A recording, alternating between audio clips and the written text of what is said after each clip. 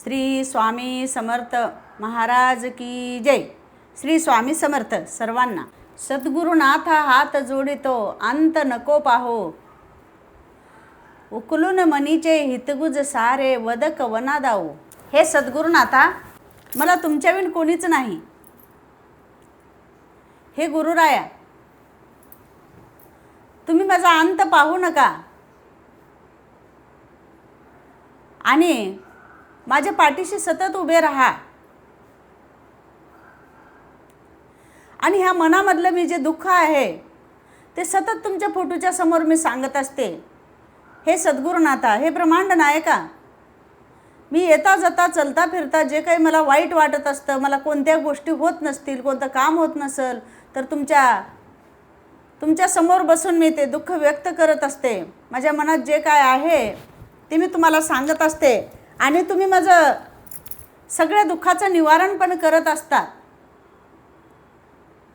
सारखी मला झोप सुद्धा येना गेली तरी सुद्धा मी समोर बसायचं आणि सद्गुरुनाथा हात जोडितो अंत नको पाहू, हे सगळं काही मनात पुढं बसायचं आणि मग मनाला समाधान प्रसन्न असं वाटत असतं। म्हणून सतत मी तारक मंत्राचं नामस्मरण करत असते, तारक मंत्र सतत म्हणत असते आणि सद्गुरू मला खरंच सतत पाठीशी उभे राहतात। आपण जो विचार करतो तेच आपल्याला होत असतं, म्हणून सतत आपण चांगला विचार करायचा आणि आपल्या पाठीशी श्री स्वामी समर्थ आहेत असं समजून पुढं पुढं चालायला लागायचं आणि त्याच पद्धतीने मी करत असते। ज्या वेळेस आपण विश्वास ठेवतो तर ते सगळं काही होत असतं। स्वामी म्हणतात, हे बघ बाळा, तू माझ्यावर विश्वास टाकलेस ना, निश्चिंत राहा। माझ्यावर एकदा विश्वास टाकल्यानंतर कसल्याच गोष्टीला घाबरायचं नाही, प्रयत्न करीत राहायचं, समोर चालत राहायचं।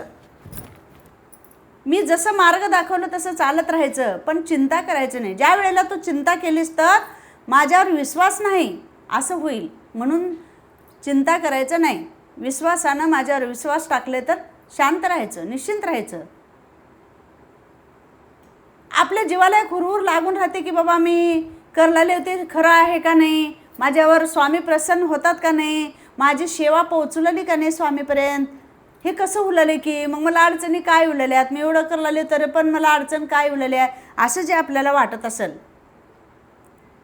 असं वाटत असताना काय घडत असतंय आणि आपल्या मनातली दुखदुख कशी असते ह्याच्याविषयी मी तुम्हाला काहीतरी थोडंसं सांगणार आहे। तर बघा,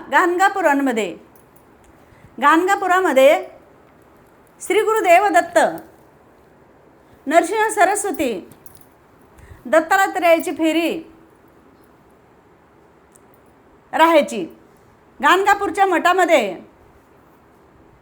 ज्या वेळेला श्री गुरु आले त्यावेळेला गावातले भक्त लोक यायचे आणि त्यांच्या सान्निध्यात सगळेजण तिथं बसायचे, सर्वजण बसून नामस्मरण करायचे गाणगापुरामध्ये। असं करता करता श्री गुरु सुद्धा त्यांना चांगल्याच गोष्टी सांगायच्या, हिताच्या गोष्टी सांगायचे, काय काय कसं करायचं, कुठं कुठं जायचं, काय करायचं, सगळं काय प्रत्येक सणाविषयी, प्रत्येक नामस्मरणाविषयी, प्रत्येक भक्ताच्या संकटाचं निवारण करायचे आणि त्याचा मार्ग दाखवायचे। असं करता करता दीपावलीचा सण आला। दीपावलीचा सण आल्यानंतर दारासमोर रांगोळ्या, नक्षीदार अशा रांगोळ्या लावण्यात आल्या, कंदील लावण्यात आले, दिवे लावण्यात आले, आकाश कंदील लावण्यात आले, सजावट करण्यात आली आणि आता दीपावलीच्या धनत्रयोदशीच्या दिवशी मठामध्ये अनेक प्रकारचे स्वादिष्ट असं भोजन करून गावातील सर्व मंडळी येऊन जेवण करायचे, प्रसाद म्हणून स्वीकारायचा। मग असं करता करता खेड्यापाड्याचे लोकसुद्धा भक्त तिथं यायचे आणि हे धनत्रयोदशी येण्याच्या अगोदर, दीपावलीच्या अगोदर 4-5 गावातले वेगवेगळे भक्त तिथं आलेले आणि त्या भक्तांपैकी 7 भक्त सद्गुरुरायाचे जे होते ते 7 भक्त दत्तात्रयाला म्हणले की बाबा, हे गुरुराया, हे सद्गुरुनाथा, आमच्या घरी तुम्ही दीपावलीच्या दिवशी फराळाला यायचं आहे, आमच्या घरी भोजनासाठी तुम्ही यायचं आहे। असं 7 जणही एकत्र बसून दुसऱ्या गावचे 7 भक्त सद्गुरुनाथाला आमंत्रण दिले. ज्या वेळेला सद्गुरुनाथाला निमंत्रण दिल्यावर तिथं सगळेजण बसलेले होते. श्रीपाद, श्रीवल्लभ, सद्गुरुनाथ यांनी आश्वासन दिलं की बाबा हो, मी तुमच्या घरी येईन. असं म्हणल्यानंतर सर्व भक्तांनी एकत्रच होकार दिला. हो म्हणलं आणि आम्ही तयारीला लागतो असं म्हणल्यानंतर थोड्या वेळाने हे 7 जणही विचार केले, महाराज, हे गुरुराया, तुम्ही आमच्या घरी तर येतो म्हणलो दीपावलीच्या धनत्रयोदशीच्या दिवशी, पण नेमकं कुणाच्या घरी केव्हा येणार हे जर सांगितलं तर बरं होईल. असं म्हणल्यावर खरंच सद्गुरूला प्रश्न पडला, बाबा खरंच आहे, आता मी जर ह्या 7 जणांच्या घरी जाणार कसा, आणि 7 जणाला सुद्धा मला त्यांच्या घरी जावं असं त्यांची अपेक्षा आहे, प्रत्येकाच्या घरी यावं असं. म्हणून सद्गुरुनाथांनी सांगितले की बाबा तुम्ही काय करा, 7 जणांच्या घरी मला जाणं शक्य नाही, तर तुम्ही काय करा, ह्या 7 जणांपैकी 7 भक्त, ह्या 7 जणांपैकी तुम्ही सगळ्या जणांनी थोडं थोडे आणून द्या त्यांच्या घरी भोजनापुरतं, आणि सगळ्यांनी मिळून एकत्र एकाच्या घरी भोजनाची तयारी करा आणि मी त्या ठिकाणी येतो. सर्व 7ही भक्तांनी होकार दिला. होकार दिल्यानंतर बाजूला होऊन त्यांनी एकमेकामध्ये कुजबुजायला लागले की बाबा पहिला म्हणतो दुसऱ्याला की बघ माझ्या घरी सद्गुरू येणार आहेत आणि तुम्ही सगळ्यांनी 6 जणांनी मिळून जे काही तुम्हाला घडेल तेवढं आणून द्या आणि आमच्या घरी करणार. दुसरा म्हणतो तिसऱ्याला, हे बघा आमच्या घरी गुरुराय येणार आहेत आणि तुम्हाला जेवढं घडेल तेवढं तुम्ही आणून द्या आणि माझ्याच घरी येणार आहेत. असं म्हणत म्हणत 7 जण एकमेकाला सांगले की माझ्याच घरी येणार आहेत, माझ्याच घरी येणार आहेत. असं करत करत त्यांच्या 7 भक्तांमध्ये भांडण लागलं. चांगलंच भांडण पेटल्यानंतर सद्गुरूला प्रश्न पडला, आता हे काय करायचं बाबा, हे अज्ञान आहेत, यांना कळत नाही आणि हे भांडून घ्यायला लागले, आता काय करायचं. शांत व्हायला सांगितले त्या 7 भक्ताला आणि एका भक्ताला जवळ बोलावलं आणि कानात हळूच सांगितलं की बाबा हे बघ, मी तुझ्याच घरी येणार आहे आणि तू आहे ना जसा आहेस तसाच आता गपचिप चटकन घरी निघून जा. तुझ्या घरी मी धनत्रयोदशीच्या दिवशी भोजनासाठी येणारच आहे, पण तू आता तुझ्या तोंडावरती आनंदसुद्धा दाखवू नको, उत्साह दाखवू नको, तसाच सरळ घरी निघून जा. आणि तू जर सांगितलास त्यांना मी येणार आहे असं आणि आनंद व्यक्त केलास आणि त्यांना समजलं तर मी तुझ्या घरी येणार नाही, हे ध्यानात घे. असं म्हणल्याबरोबर ते ऐकला आणि सरळ घरी निघून गेले. मग दुसऱ्याला बोलवले, दुसऱ्याला पण कानामध्ये तेच सांगितले गुरुरायांनी की बाबा तुझ्या घरी मी येणार आहे, दुसऱ्याला सांगू नको, तू जा. असं म्हणत म्हणत 7 जणाला हेच त्यांनी गुरु महाराजांनी सांगितले. साक्षात दत्तप्रभूने सगळ्यांना सांगितलं की बाबा मी तुमच्या घरी येणार आहे. 7 जणही गेले आणि ज्याच्या त्याच्या गावामध्ये धनत्रयोदशीच्या दिवशी दीपावलीच्यामध्ये येणार आहेत याची चाहूल लागली. ज्याच्या त्याच्या गावामध्ये वेगवेगळ्या गावाचे भक्त होते आणि तयारीला लागले, रांगोळ्या घातले, मस्त घरं सजवले, फुलाचे हार, आता सजावट खूप काही झाली आणि पहाटे उठून मंगल स्नान झालं 7 जणाच्याही घरी. असं करता करता गाणगापुरामध्ये मठामध्ये सुद्धा गावातले भक्त आले आणि गुरुरायाला वंदन केले आणि सांगितले की बाबा आपल्या इथं नियम आहे की धनत्रयोदशीच्या दिवशी आपल्या मठामध्ये 5 पक्वान्नाचा भोजनाची तयारी आम्ही करून कुणाकुणाला निमंत्रण द्यायचं हे आम्हाला तुम्ही सांगावं आणि आम्ही त्यांना निमंत्रण देतो असं सद्गुरूला विचारले असता सद्गुरू म्हणतात की बाबा आता भोजनाच्या दिवशी तर मला 7 जणांच्या घरी जायचं आहे आणि एवढा 1 वर्ष मी 7 जणांच्या घरी जातो आणि तुम्ही सगळ्यांनी भोजनाची तयारी करा आणि तो आटोपून घ्या आपल्या गावातला कार्यक्रम. असं म्हणल्यानंतर नाराज झाले, गावातील भक्त नाराज झाले आणि म्हटले की बाबा नाही, आमचा देव आमच्या गावातून बाहेर जातो आणि आम्ही इथं दिवाळी साजरी करायची, असं शक्यच नाही महाराज, असं नाहीच करायचं. तुम्ही काय करा, त्या 7 जणाला सुद्धा आम्ही निमंत्रण देऊन इथं आदराने बोलावून घेतो आणि एकत्र आपण भोजन करू.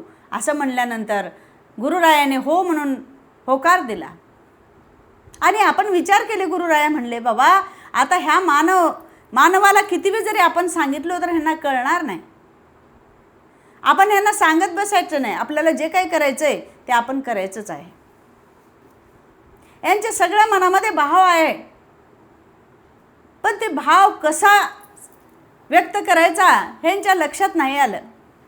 अरे गुरुराया सद्गुरू एकत्र जरी असले, सगळेजण मिळून जरी केलो तरीही आपलं गुरुरायाचं सगळं काही आदर सत्कार होणारच आहे, आपल्याला दर्शन भेटणारच आहे. पण नाही, माझ्या घरी यावं लागते असा हट्ट धरून बसल्यानंतर सगळ्याच्या तर कानात सांगितले, पण आता जाणार कसे. आणि त्या 7 जणाला चाहूल लागली की आता गुरु महाराज आपल्या घरी येणार आहेत. आनंद उत्साह साजरा करायला लागले. सकाळी मंगल स्नान झालं, रांगोळ्या झाल्या, भोजनाची तयारी झाली आणि सद्गुरू मठामध्ये सुद्धा भोजनासाठी आले. आणि जे पहिला भक्त होता कानात सांगितलेला, त्यांच्या घरी सद्गुरू वेळेवर आले. दुसरा भक्त त्यांच्या घरी वेळेवर आले. असं करत करत 7 जणांच्या घरी सद्गुरू वेळेवर आले. आणि त्या ठिकाणी आनंदाने दीपावली साजरी झाली.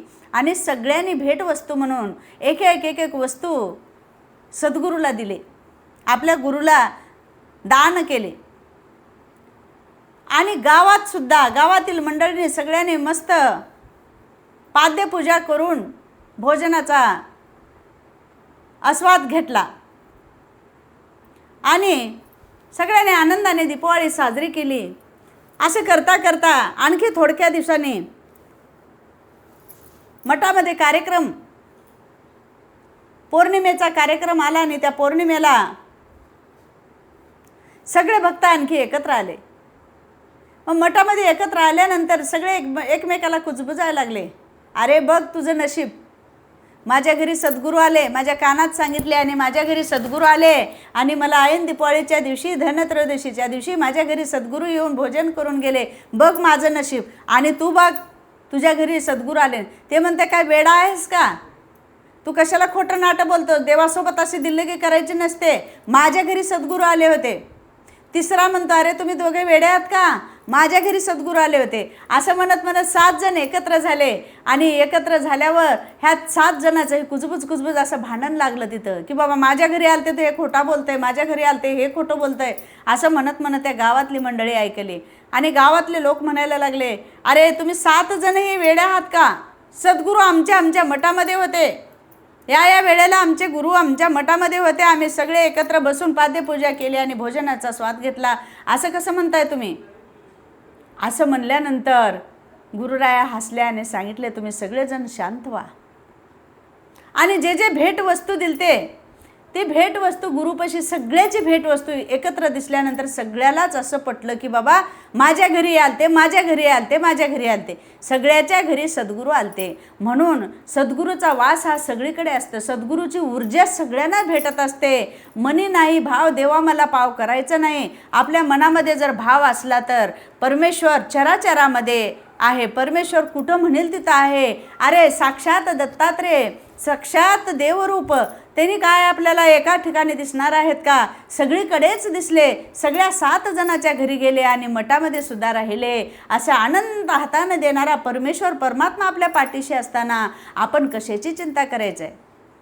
माझा उद्देश काय होता की चिंता न करता शांत राहायचं आहे, निश्चिंत राहायचं आहे, निशंक व्हायचं आहे, निर्भय व्हायचं आहे. आपल्या मनामध्ये कसलीच आडीपिडी ठेवायची नाही. मी काय करू, मी आता माझं हे काम होईल का नाही, हे माझं फलानं होईल का नाही, ह्याची चिंता आपण करायची नाही. आपण त्याच्यावर सोडायचं आहे. मग आपण स्वीकारायचं, जे आले ते चांगलं येईल वाईट येईल, आपल्या भाग्यामध्ये ते जे आहे ते आपल्याला येणारच आहे. मी अगोदरच तुम्हाला सांगितलेलं आहे अगोदरच्या अनुभवामध्ये, अरे बाबा भोगून संपवायचं आहे.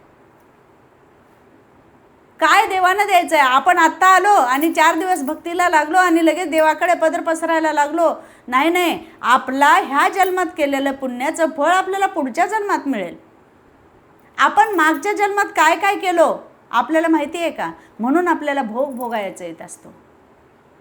म्हणून निश्चिंत राहायचं आहे, निशंक व्हायचं आहे, निर्भय व्हायचं आहे. आणि पाठीशी कोण आहे ह्याची चिंता आपल्याला करायची नाही. आपल्या पाठीशी कोण आहे हे आपल्या डोक्यात आपण विचार करायचा की माझी माऊली माझ्या पाठीमागं आहे, म्हणून मला कशाची चिंता नाही, मी आता निर्भय आहे. आता झालो मी निर्भय, बळकट धरिलो गुरुपाय. निर्भय होऊन गुरुचे पाय घट्ट धरा, तुम्हाला कशाचीच कमी नाही, कशाचीच कमी नाही. गुरु आपल्याला पैलतीराला नेल्याशिवाय राहणारच नाहीत.